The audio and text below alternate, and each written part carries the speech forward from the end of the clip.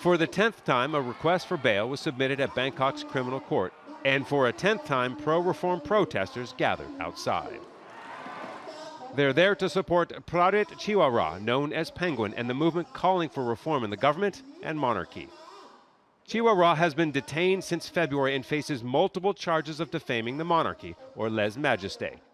Each count carries a 15-year prison sentence. One of those in the crowd is Chiwarak's mother.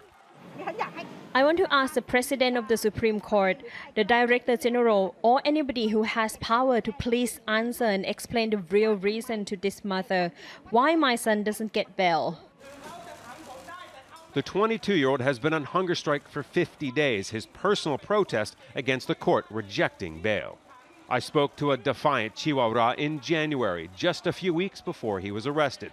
He was not concerned about lèse-majesté, also known as Article 112.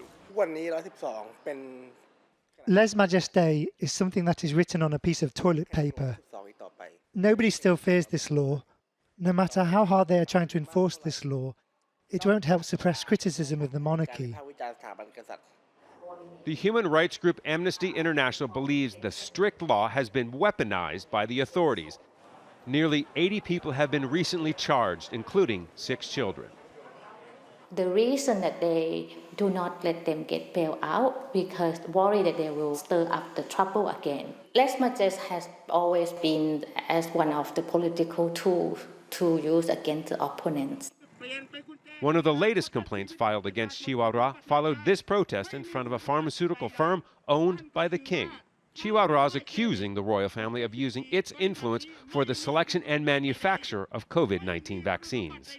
There's a section of society here that strongly supports the monarchy, and they see this movement calling for reform within the monarchy as an attack on the foundation of Thai culture.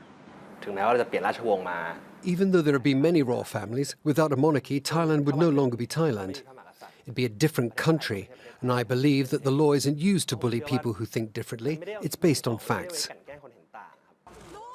There are also health concerns for another protest leader, Panasaya Sitiji Ratanagun, known as Rung. She's been on hunger strike for more than a month after being denied bail 5 times.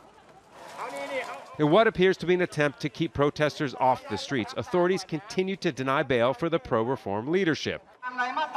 But the move is having the opposite effect, giving protesters a reason to gather. Scott Heidler, Al Jazeera, Bangkok.